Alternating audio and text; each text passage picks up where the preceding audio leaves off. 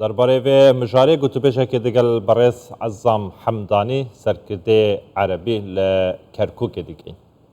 بله برز عزام بخیر بی اسپاس که لگل کردستان 24 اما بزن که بوچی کوبونوی انجمنی پارێزگاکان و هاوپەیمانی پێکهاتەکان دواخرا ئامانجێکی تایبەت لە پشت دواخستنی کۆبوونەوەکەوە هەبوو.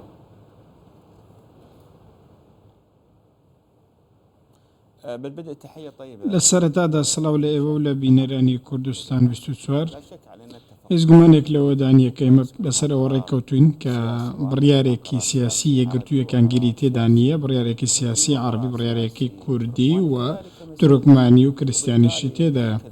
بۆیە ئەم نێوماڵە سیاسیانە لە حاڵەتێکی یەکگرتندا نین، بەڵکو لە نێو یەکدیدا جیاوازن و ڕێجیاوازیان هەیە لە ڕووی ئەمنی و لە ڕووی ئیداریەوە. هەموو لایەک دەزانێت کەرکووک هەمیشە شاری جیاوازی بووە لە نێوان کورد و تورکمانەکان و عەرەبەکان بۆ بەڕێوەبردننی لەم هەڵبژاردنەی دواییشدا واقعێکی سیاسی نوێی هێناوەتە ئاراوە لە ڕووی سیاسیەوە. نوێنەرانی کەرکووک نوێنەرەتی شارەکە دەکەن ئەوەی کە باس کراوە لەلایەن بۆ دواخستنی کۆبوونەوەکە ئامانزدەم دواخستنە بریتی بووە لەوەی کە ئەم پارت و لایەنە سیاسیانە کە نوێنەرەتی نێوماڵە سیاسەکانی پارێزگای کەرکووک دەکەن بۆ ئەوەی بگەن بە ڕێکەوتنێکی سیاسی بتوانن سەر و سیمای نەخشەی سیاسی کەرکووک دیاری بکەن و پۆستی پارێزگاری کەرکووکێک لای بکەنەوە.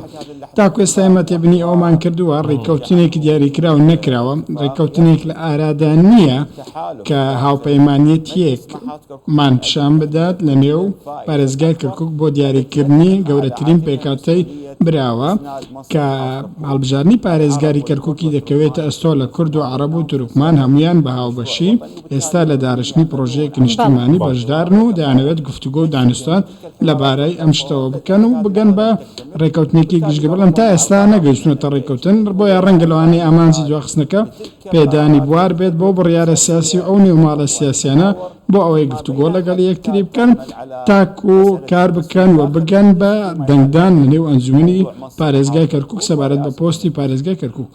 زۆر باشە بەڕێز عەزام وان چار ڕۆژێن و هاتیە پاشخستن جڤینە ئەنجومەنە پارێزگا کەرکووک، یعنی تێ پێشبینیکردن هیچ شتێک ڕوو بداتن یان هیچ سەرەداوێک هەیەش بۆ ڕێککەوتن دنابەرە هێزولایەنێن سیاسی؟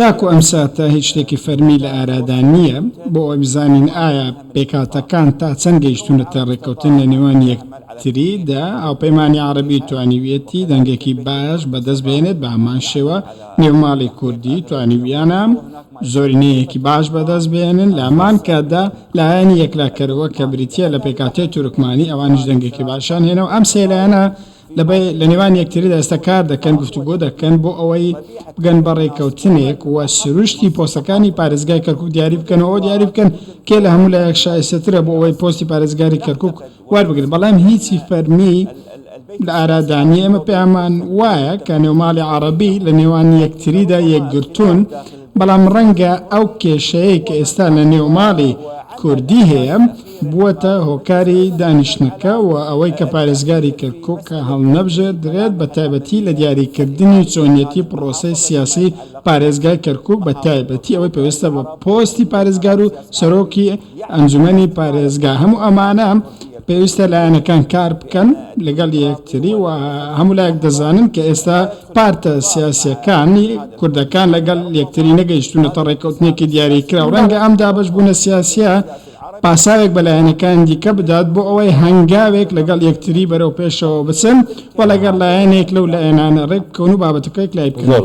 بەڵێ کاتە دووشەمەی داهاتوو کە وادەی کۆبوونەوەی ئەنجومەنی پارێزگای کەرکووکە ئایا ئەگەرە وادەیە لە کاتی خۆیدا ڕێکەوتنی سیاسی نەکرێت ئەمە دواوادە دەبێت یا دواتر دەتوانن دوای ڕێکەوتنی سیاسی کۆبوونەوەکان جام بدەن لەم کاتەدا چی ڕوودەداتە گەر نەگەنە ڕێکەوتنی سیاسی؟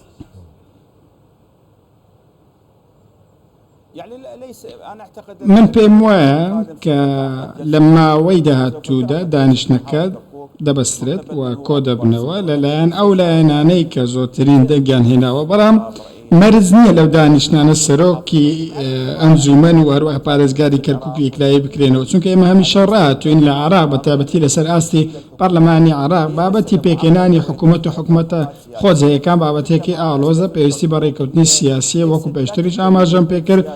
کەرکووک تایبەت نییە بە یەک پێکاتێ دیاریکراوە بەڵکو کورد و عەرەب و تورکمانی تێدایە، نەتەوەی جیاوازی تێدایە. ئەمە دەرەنجامێکی زۆر ڕوون و ئاشکرای سادەی ئەم بابەتێ، بۆیە ڕەنگە پێکێنانی حکوومەتی خۆجەی کەرکووک دوا بکەوێت، چونکە هەر ڕێکەوتنێکی سیاسی لە نێوان ئەو لایەنانە ڕەنگە دیراسەی بکرێەوە گفتوگۆی زۆری لەبارەوە بکرێت لەبارەوەی کەرکووک شاری ناکۆکی واروها جەدەلی سیاسیە. زۆر باشە بەڕێز عەزام، پێکهاتەیە کورد زۆرترین دەنگ زۆرترین کورسی ئیناینە دەبێ هەڵبژارتنێدا وەکە کەرکووکیەک وەکە سەرکردەیەکی عەرەبی لە کەرکووکێ بە مافی کوردان دەزانن و پارێزگارش بۆ کوردان بیتن.